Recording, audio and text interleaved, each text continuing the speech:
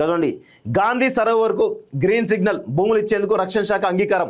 మొత్తం 533 కోట్ల విలువైనటువంటి 83 ఎకరాలు అంతే విలువైన భూమిని కేటాయించడానికి రాష్ట్ర ప్రభుత్వం నిర్ణయం. కేంద్ర మంత్రి రాజ్నాథ్ సింగ్కు సీఎం రేవంత్ రెడ్డి ధన్యవాదాలు అంటూ చూస్తాను. సో 533 కోట్ల రూపాయల విలువైనటువంటి 83 ఎకరాల భూములను రక్షణ శాఖ భూములను ఇవ్వడానికి రాజ్నాథ్ సింగ్ అంగీకరించాడు. ఇప్పుడు దానికి సంబంధించి అదే 533 కోట్ల రూపాయల దానికి సంబంధించిన భూములను ఇవ్వడానికి రాష్ట్ర ప్రభుత్వం కూడా అంగీకరించిందట. సో నాకు తెలిసి అంతకు మించి ఉంటుంది, కాస్ట్లీ భూములే ఇస్తారు, అందుకే లేకపోతే అంగీకరించారు అంత ఈజీగా. సో సీఎం రేవంత్ రెడ్డి మానస పుత్రిక మూసి పునరుజ్జీవం ప్రాజెక్టులో కీలక ముందడుగు పడింది. ఈ ప్రాజెక్టు మొదటి దశ చేపట్టినటువంటి 21 కిలోమీటర్ల మార్గంలోని లంగర్ హౌస్లో చేపట్టినటువంటి గాంధీ సరోవర్ ప్రాజెక్టుకు కేంద్రం ప్రభుత్వం గ్రీన్ సిగ్నల్ ఇచ్చింది.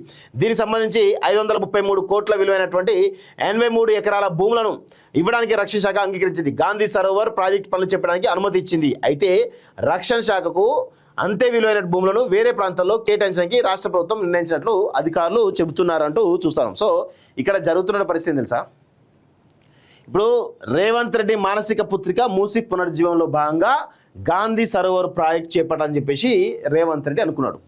సో ఇప్పుడు రక్షణ శాఖ 83 ఎకరాల భూములను ఇచ్చింది, దాని తర్వాత వేరే కాడ తీసుకుంటానది ఓకే మంచిది అనుకుందాం. ఇప్పుడు ఈ ప్రాజెక్టు ఎప్పుడు ప్రారంభమవుతుంది, ఎప్పుడు టెండర్లు పిలుస్తారు, ఎప్పుడు ఈ గాంధీ సరోవర్ పూర్తవుతుంది? ఒకవేళ ఈ వచ్చేటువంటి 2-2.5 సంవత్సరాల సమయం ఉన్నది రేవంత్ రెడ్డి పరిపాలనకు, ఆ 2-2.5 సంవత్సరాల్లో కనుక గాంధీ సరోవర్ పూర్తి కాకపోతే పరిస్థితి ఏంది? రేపు రాబోయే రోజుల్లో వేరే ప్రభుత్వం వస్తే ఏంది పరిస్థితి? ఒకసారి అందరూ కూడా గమనించండి. రాబోయే రోజుల్లో ఒకవేళ కాంగ్రెస్ పార్టీ పూర్తిగా నెగిటివిటీ ఉంది, కాంగ్రెస్ ప్రభుత్వం వచ్చేటువంటి అవకాశమే లేదు. మళ్ళీ పోయి రేవంత్ రెడ్డి ఒకవేళ బీజేపీలోకి పోయి 30 మందిలో 20 మంది పట్టుకొని బీజేపీలో పోయి ముఖ్యమంత్రి అయితే తప్ప ఈ ప్రాజెక్ట్ పూర్తి కాదు. ఒకవేళ బీఆర్ఎస్ వేవ్ వచ్చి బీఆర్ఎస్ ప్రభుత్వమే అధికారంలోకి వచ్చింది అనుకోండి, ఏంది పరిస్థితి?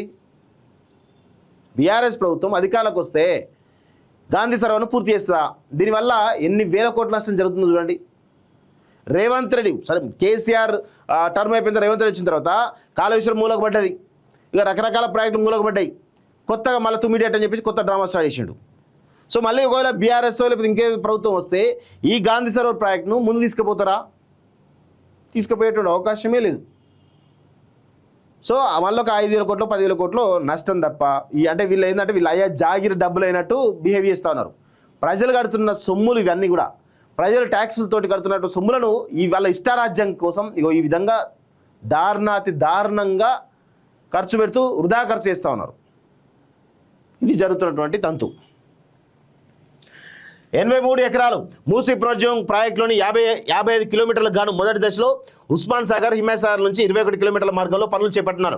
దీనికి భూసేకరణ ప్రక్రియ పురోగతిలో ఉన్నది. అందులో భాగంగానే బాపుఘాట్ వద్ద రక్షణ శాఖ భూముల సమస్య కూడా క్లియర్ కావడంతో గాంధీ సరోవర్ ప్రాజెక్టుకు మార్గం సుగమైంది. రంగారెడ్డి జిల్లాలోని గండిపేట మండలంలోని బండ్లగూడ, రాజేంద్ర నగర్ మండలం హైదర్గూడలో రక్షణ శాఖకు చెందినటువంటి ప్యాకెట్ 2-3లలో 30 ఎకరాలు, దీని విలువ 104 కోట్లుగా నిర్ధారించారు. దీంతో పాటు ప్యాకెట్ 4లోని గోల్కొండ మండలంలోని కిలా అహ్మదాపూర్లో 158 కోట్లు. ఇట్లా మొత్తానికైతే ఆ రక్షణ శాఖ భూములకు సంబంధించినటువంటి 533 కోట్ల విలువైనటువంటి భూములు ఏవైతే ఉన్నాయో దానికి సంబంధించినటువంటి వాటిపైన కొంత బయటపెట్టినటువంటి విషయం చూస్తూ ఉన్నాం.